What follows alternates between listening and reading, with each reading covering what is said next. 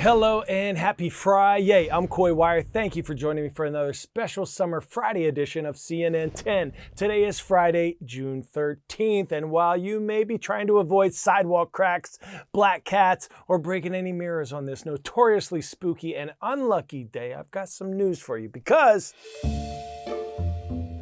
Did you know Friday the 13th may actually just be a big old school marketing scheme? You see, there's this long list of possible reasons why Friday the 13th is considered unlucky, most of them from ancient history. One of the most common, the biblical account of the Last Supper, where 13 people dined on a Friday just before Jesus was crucified. It then evolved into a notoriously unlucky day in famous works of literature, folklore, and cinema. Old heads out there remember this guy.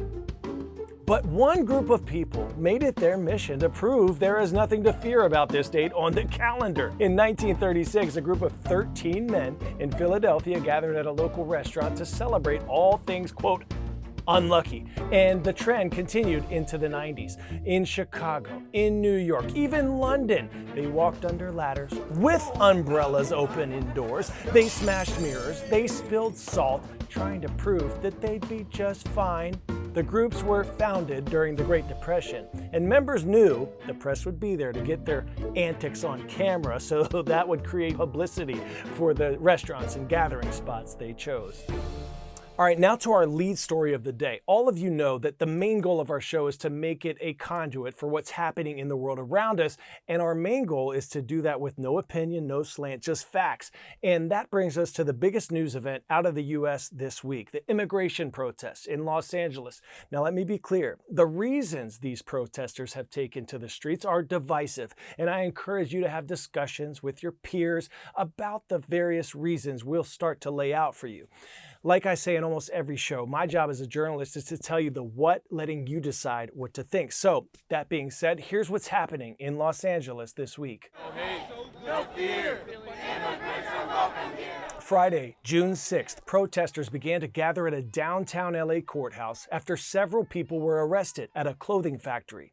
Under the U.S. Constitution, the First Amendment guarantees the right of citizens to peacefully protest in public spaces and express their views, as long as they do so without violence or disruption beyond legal bounds. In this situation, while many protesters did express their concerns peacefully, there is no doubt that some people became violent towards law enforcement and destructive to public and private property. Over the next 2 nights, police officers began to respond to demonstrations. CNN obtained video of multiple instances that show protesters vandalizing buildings and cars and throwing objects at officers who used shields to protect themselves.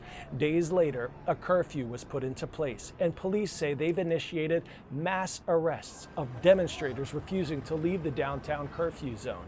Police say they have arrested nearly 400 people since Saturday. To the public, we fully support your right to peacefully protest, but let me be absolutely clear. Those who choose to incite violence, engage in vandalism or graffiti, or attack officers will be arrested. There is no tolerance for criminal activity under the guise of protest. Like I said, this is a divisive topic, no doubt about it. So we're only going to show you what our reporters saw on the ground in Los Angeles and let you make up your mind about what's happening. Kyung La filed this report exclusively for CNN 10. Hey everybody, I'm in downtown Los Angeles, and this is the center of where all of these protests have really been happening, where there are a number of federal buildings, a detention facility that's drawn a lot of attention from the entire country, but also protesters here in Los Angeles. So let me explain what you're looking at. The people who you see behind me, these soldiers, they are indeed soldiers, California National Guard. They've been federalized by the President of the United States. The governor of California has not wanted this. And so now there's a dispute, a face-off between the guardsmen and then as you look over to the sidewalk, the protesters who are on the street, who are on the sidewalk and on the street. What we have experienced, what we've seen are direct physical clashes between some very angry demonstrators and the Guard, as well as the Department of Homeland Security, where there's been pushing There have been shields used as they try to keep some of the crowds away and the driveway clear so vehicles can come in and out of this detention facility. Every time a car comes in, every time a bus comes in, for the past few days, people have been rushing them and trying to block it. So that's been sort of the challenge. Now, the protesters here say the frustration is that they don't want this. They don't want these soldiers here. They don't want ICE raids in this city, and they want that to stop. The governor has said he would like different options, but right now, this is what's happening in Southern California. What law enforcement is faced with is it's not just the people you're seeing behind me, but it's also the LAPD, the Los Angeles Police Department. They've had to try to keep everybody safe, from the people who are here exercising their First Amendment rights of free protest and expression, to also people who are driving on the street. And then another thing a lot of people are wondering about is how do reporters who, there's a lot of us here, a lot of reporters here, photographers as well, the photographer who's shooting this video exchange that we're having, and then my producer, Norma. Hey. This is Norma. So how do we protect ourselves, Norma? Well, first of all, we have our bump hat, which really is to protect our heads. So if something hits you on the head, yes. It's hard. Correct. And then we have these goggles, which are meant to protect our eyes from any gas or any other... Tear gas specifically has been a problem. Yes. And then we have, of course, this helmet, which is for more dire situations. But we haven't had to use this helmet, by the way, And, another important is our snacks, because we need to stay filled up for the long days, and water. Because there aren't a lot of opportunities to grab a break. And then there's also this. Yes. We have our mask. Yes. No, we haven't had to use that. No. We've been going with our regular mask just in case, but yeah.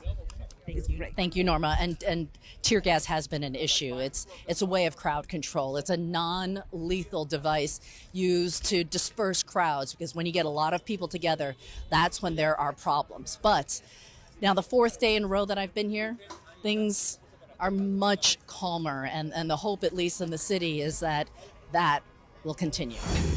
Pop quiz hot shot. Which noble gas is used to emit an intense burst of light for use in flash photography? Neon, helium, radon, or xenon? If you said xenon, say cheese. A sealed glass tube is first filled with xenon gas, and when a high voltage electrical discharge is passed through it, the gas is ionized, creating a big flash of light. 4 British climbers have become the first to ascend Mount Everest after using xenon gas to acclimate to the different environmental conditions. Usually, climbers just spend time at the base of the mountain, letting their bodies get used to the higher altitudes and thinner air. But this takes weeks or even months for the body to adjust. But this group of mountaineers, they were able to scale the peak less than 5 days after leaving London. We did a combination of hypoxic tents. That's a tent basically at your home, in your bedroom, that simulates higher altitude. You sleep in these tents for a couple of weeks before the expedition. And the second component was a treatment with a noble gas called xenon. That's a medical gas that is used in anesthesia for 75 years. And they get this treatment that we have been developed over the past 5 years, especially for mountaineering. And the xenon gas has the effect in the human body. It helps to protect the body for high altitude sickness, and it enhances the acclimatization. All of these 4 guys are ex-special forces from the British military. So they are very fit athletes, but still they have to undergo a very intensive training program to be ready for this mission.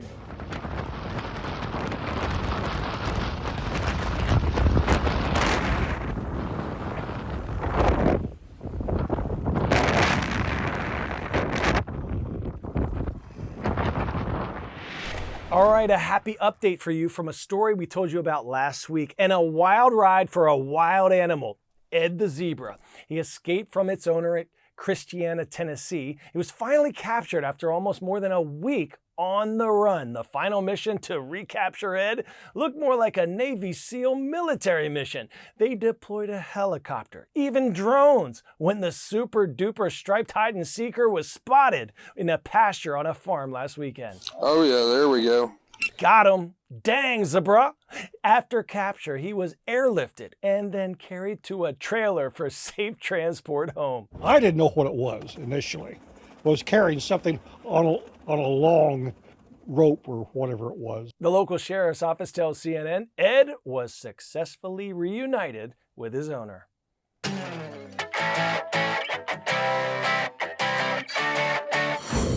Today's story getting a 10 out of 10. You've got to be kidding me. A stowaway kitten who is recovering after a 3-week journey at sea. This calico was found inside a shipping container that arrived in Minnesota after an apparent 3-week trip from China. Local TV stations report the kitten was discovered when the container arrived in a St. Paul suburb. It's incredible. She's really scared. I mean, I can only imagine 3 weeks in a container without food or water. Officials say the kitten was dehydrated, but it has since been recovering at a local humane center, which already has a foster home lined up for this fearless feline, which doesn't yet have a name, but is currently being called Stowaway. Meow, that is awesome. All right, superstars, almost time to go away. Follow me at Coy Wire on your socials for some more updates about our summer shows coming up. And very important, this Sunday is Father's Day. So write a note, buy your father figure his favorite candy bar, or just tell him you love him and that you're thankful for all the love and support he's shown you over the years. Your small gesture will go a long way. You're more powerful than you know. Play that Friday music, not air. Our shout outs today go to Mr. Morgan and all our friends at Furnace Brook Middle School in Marshfield, Massachusetts. Happy last day of school. Yes, please. And holy moly, Johnson Youth Center in Juneau, Alaska. Your art project is absolutely incredible. I love this one. Telling you the what, letting you decide what to think. And this one, shout out to my old NFL days. Who's that dude with the big old neck? Listen, thank you for making us part of your day. And fun fact, did you know that the city and borough of Juneau is larger than the state of Rhode Island? The more you know. Got knocked down 10 times, stand up CNN 10. And this one, oh yeah, there it is. Well done. All right, go on out, make someone smile. I'll see you right back here for another CNN 10 Summer Friday next week. I'm Coy Wire, and we are CNN 10.